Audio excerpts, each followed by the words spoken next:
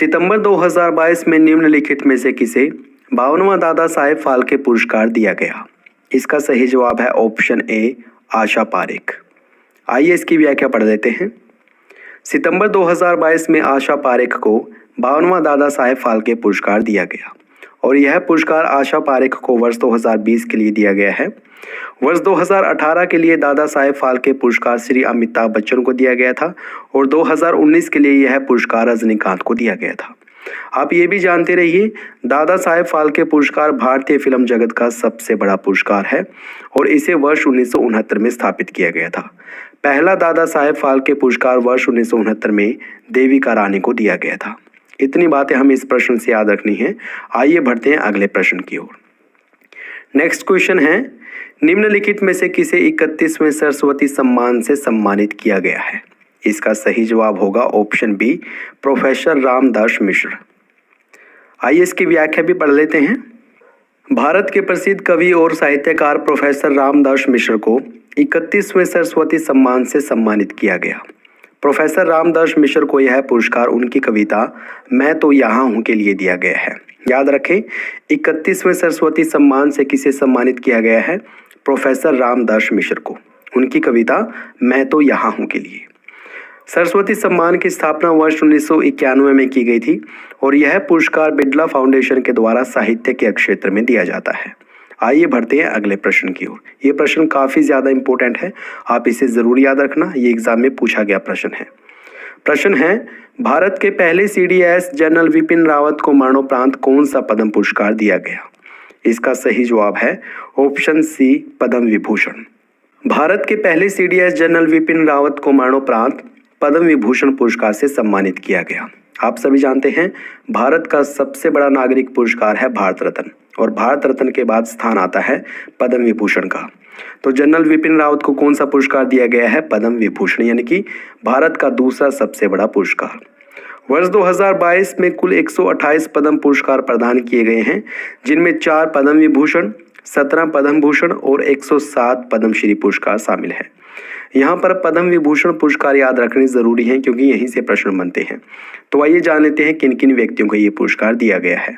प्रभा अत्रे को कला के क्षेत्र में, राधे श्याम खेमका को साहित्य एवं शिक्षा के क्षेत्र में, जनरल विपिन रावत को लोक सेवा के क्षेत्र में तथा कल्याण सिंह को लोक मामलों के क्षेत्र में वर्ष 2022 का पद्म विभूषण पुरस्कार दिया गया है।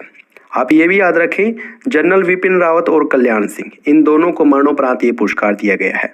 जनरल विपिन रावत कौन थे? भारत के पहले CDS और कल्याण सिंह कौन थे? उत्तर प्रदेश के पूर्व CM। नेक्स्ट इंपॉर्टेंट क्वेश्चन है, वर्ष 2022 के लिए किसे 57वां ज्ञानपीठ पुरस्कार दिया गया है? इसका सही जवाब है ऑप्शन ए दामोदर माहुजा। आइए इसकी व्याख्या भी पढ़ लेते हैं। 57वां ज्ञानपीठ पुरस्कार दामोदर माहुजा को दिया गया है, जबकि 56वां ज्ञानपीठ पुरस्कार नीलमणि फूकन को दिया गया था। आप ये भी जानते रहिए, ज्ञानपीठ पुरस्कार भारत का सर्वोच्च साहित्यिक पुरस्कार है और यह पुरस्कार भारतीय संविधान की 8वीं अनुसूची में लिखित भाषाओं और अंग्रेजी में दिया जाता है। आप सभी जानते हैं, भारतीय संविधान की 8वीं अनुसूची भाषाओं से संबंधित है, जिसमें मूल रूप से 14 भाषाओं का उल्लेख किया गया था, लेकिन वर्तमान में 8वीं अनुसूची में 22 भाषाओं का उल्लेख है। तो 22 भाषा तो वे जो कि भारतीय संविधान की 8वीं अनुसूची में लिखी हुई है और एक है अंग्रेजी, यानी कि कुल मिलाकर 23 भाषाओं में दिया जाता है ज्ञानपीठ पुरस्कार। अगला प्रश्न है, अक्टूबर 2022 में बुकर पुरस्कार किसने जीता है? मोस्ट इंपोर्टेंट क्वेश्चन है और इसका सही जवाब है ऑप्शन डी शेहान करुणा तिलका। शेहान करुणा तिलका को वर्ष 2022 का बुकर पुरस्कार दिया गया है और ये श्रीलंका के रहने वाले हैं। बुकर पुरस्कार किसी साहित्यकार को अंग्रेजी में प्रकाशित उपन्यास के लिए दिया जाता है, जबकि अंतर्राष्ट्रीय बुकर पुरस्कार किसी भी साहित्यकार के द्वारा किसी भी भाषा में रचित कृति जिसका अंग्रेजी में अनुवाद किया गया हो के लिए दिया जाता है। एक बार फिर से, जो बुकर पुरस्कार है ये ऐसी रचना के लिए दिया जाएगा जो कि अंग्रेजी में लिखी गई है, जबकि अंतर्राष्ट्रीय बुकर पुरस्कार ये ऐसी रचना के लिए दिया जाएगा जो कि मूल रूप से किसी अन्य लैंग्वेज में लिखी गई है लेकिन उसका अनुवाद किया गया है अंग्रेजी भाषा में। और वर्ष 2022 के लिए बुकर पुरस्कार दिया गया है शिहान करुणातिलका को, जो कि श्रीलंका के रहने वाले हैं। जबकि अंतर्राष्ट्रीय बुकर पुरस्कार, जो कि मोस्ट इंपॉर्टेंट है, अंतर्राष्ट्रीय बुकर पुरस्कार दिया गया है गीतांजलि श्री को, जो कि भारत की रहने वाली है। इसके अलावा अंतर्राष्ट्रीय बुकर पुरस्कार डेजी रोपवेल को भी दिया गया है। इनको क्यों मिला है, आइए समझ लेते हैं। गीतांजलि श्री को यह पुरस्कार उनकी पुस्तक रेत की समाधि के लिए दिया गया है और इस पुस्तक को टॉम ऑफ सैंड के रूप में रूपांतरित किया था या फिर ट्रांसलेट किया था अमेरिकी लेखिका डेजी रोपवेल ने। इसलिए गीतांजलि श्री और डेजी रोपवेल, इन दोनों को अंतर्राष्ट्रीय बुकर पुरस्कार 2022 से सम्मानित किया गया है। और हमारे लिए बड़े गर्व की बात है कि यह भारतीय भाषा की पहली पुस्तक है जिसके लिए अंतर्राष्ट्रीय बुकर पुरस्कार मिला है।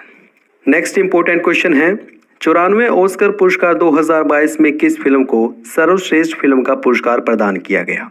इसका सही जवाब है ऑप्शन डी, कोड़ा। ये प्रश्न भी काफ़ी ज़्यादा इंपॉर्टेंट है, आइए इसकी व्याख्या पढ़ लेते हैं। 94वें ऑस्कर पुरस्कारों में सर्वश्रेष्ठ फिल्म का पुरस्कार फिल्म कोड़ा को दिया गया है। सर्वश्रेष्ठ अभिनेता का पुरस्कार विल स्मिथ ने जीता है उनकी फिल्म किंग रिचर्ड के लिए।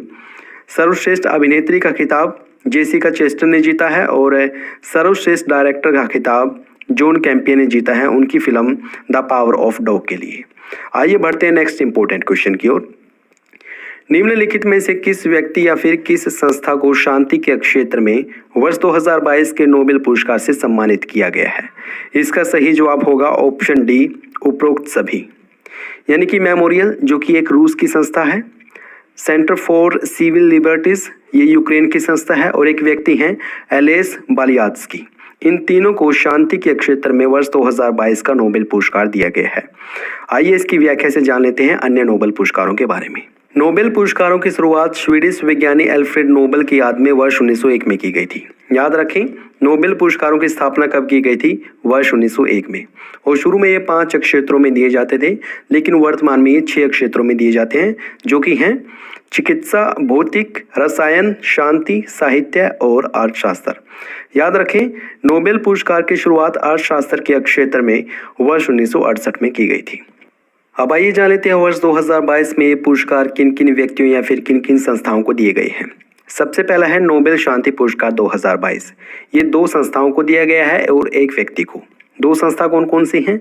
मेमोरियल, जो कि रूस की संस्था है, और दूसरी है सेंटर फॉर सिविल लिबर्टीज, ये यूक्रेन की संस्था है, और एक व्यक्ति हैं एलेस बालियात्स्की। इन तीनों को नोबेल शांति पुरस्कार 2022